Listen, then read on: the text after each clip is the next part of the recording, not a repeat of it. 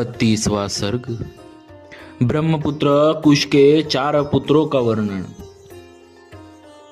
सोनभद्र तटवर्ती प्रदेश को वसु की भूमि बताना। कुशनाभ की 100 कन्याओं का वायु के कोप से कुब्जा होना।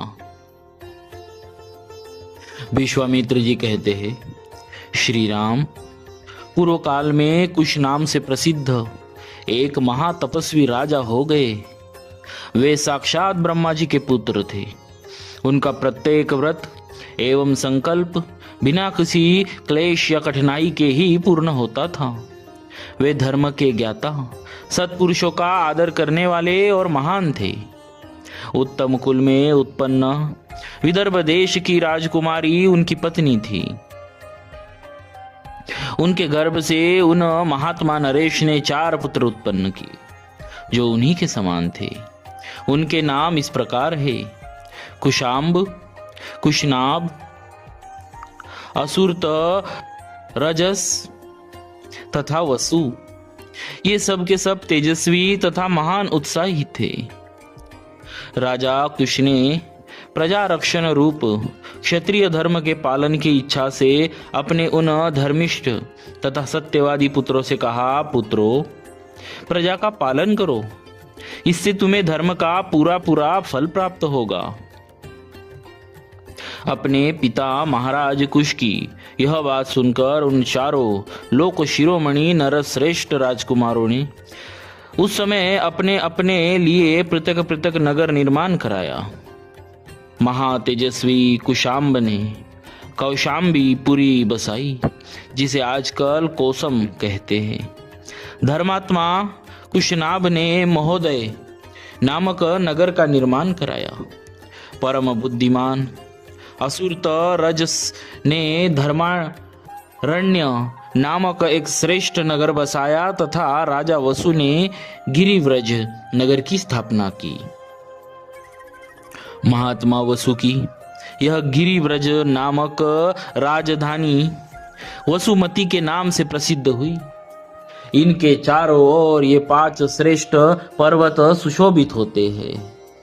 यह रमणीय सोन नदी दक्षिण पश्चिम की ओर से बहती हुई मगध देश में आई है।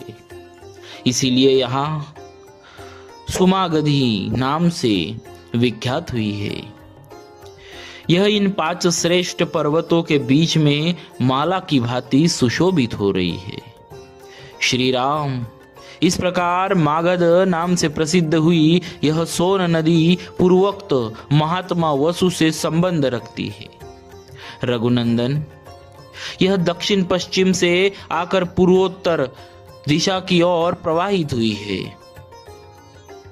इसके दोनों तटों पर सुंदर क्षेत्र उपजाऊ खेत है, अतः यह सदा सस्य मालाओं से अलंकृत हरी भरी खेती से सुशोभित रहती है।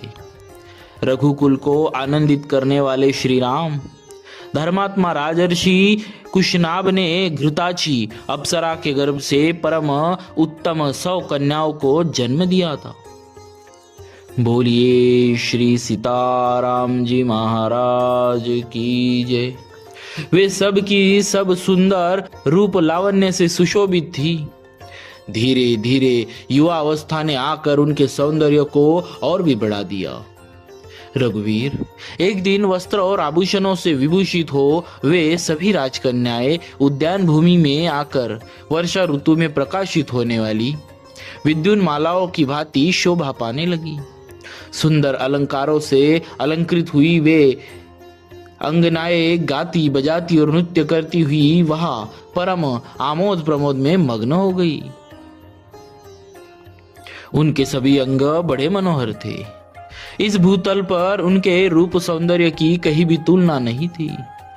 उस उद्यान में आकर वे बादलों के ओट में कुछ कुछ छिपी हुई तारिकाओं के समान शोभा पा रही थी।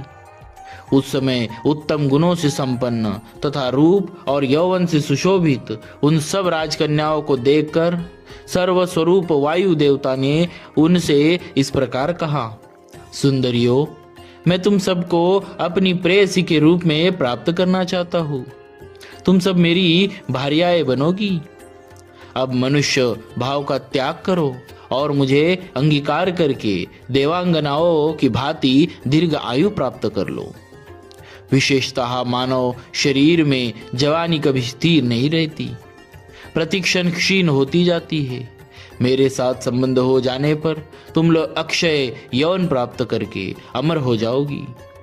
अनायास ही महान कर्म करने वाले वायुदेव का यह कथन सुनकर वे सब कन्याएं अवहेलना पूर्वक हंसकर बोली, सूर्यश्रेष्ठ, आप प्राणवायु के रूप में समस्त प्राणियों के भीतर विचरते हैं, अतः सबके मन की बातें जानते हैं। आपको यह मालूम होगा कि हमारे मन में आपके प्रति कोई आकर्षण नहीं है। हम सब बहिनें आपके अनुपम प्रभाव को भी जानती है, तो भी हमारा आपके प्रति अनुराग नहीं है। ऐसी दशा में यह अनुचित प्रस्ताव करके आप हमारा अपमान किस लिए कर रहे हैं? देव शिरोमणि, हम सब की सब राजर्षि शुभनाभ की कन्याएं हैं। हम सब की सब राजर्षि कुशनाभ की कन्याएं हैं। देवता होने पर भी आपको शाप देकर वायुपद से भ्रष्ट कर सकती है, किंतु ऐसा करना नहीं चाहती, क्योंकि हम अपने तप को सुरक्षित रखती है। दुर्मते, वह समय कभी ना आवे जबकि हम अपने सत्यवादी पिता की अवहेलना करके कामवश या अत्यंत अधर्म पूर्वक स्वयं ही वर ढूंढने लगे। हम लोगों पर हमारे पिताजी का प्रभुत्व है। वे हमारे लिए सर्वश्रेष्ठ देवता है। पिताजी हमें जिसके हाथ में दे देंगे वही हमारा पति होगा। उनकी यह बात सुनकर वायुदेव अत्यंत कुपित हो उठे। उन ऐश्वर्यशाली प्रभु ने उनके भीतर प्रविष्ट हो सब अंगों को मोड़कर टेढ़ा कर दिया। शरीर मुड़ जाने के कारण वे कुबड़ी हो गई। उनकी आकृति मुट्ठी बंधे हुए एक हाथ के बराबर हो गई। वे भय से व्याकुल हो उठी। वायुदेव के द्वारा कुबड़ी की हुई उन कन्याओं ने राजभवन में प्रवेश किया। प्रवेश करके वे लज्जित और उद्विग्न हो गई। उनके नेत्रों से आंसुओं की धाराएं बहने लगी।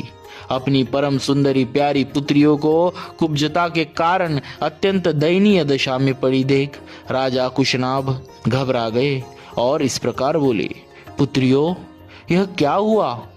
बताओ, कौन प्राणी धर्म की अवहेलना करता है? किसने तुम्हें कुबड़ी बना दिया जिससे तुम तड़प रही हो, किंतु कुछ बताती नहीं हो? यह कहकर राजा ने लंबी सांसें खींची और उनका उत्तर सुनने के लिए वे सावधान होकर बैठ गए। इस प्रकार श्री वाल्मीकि निर्मित आर्ष रामायण आदि काव्य के बालकांड में 32वां सर्ग पूरा हुआ। बोलिए श्री सीताराम जी महाराज की जय। भक्तवत्सल भगवान।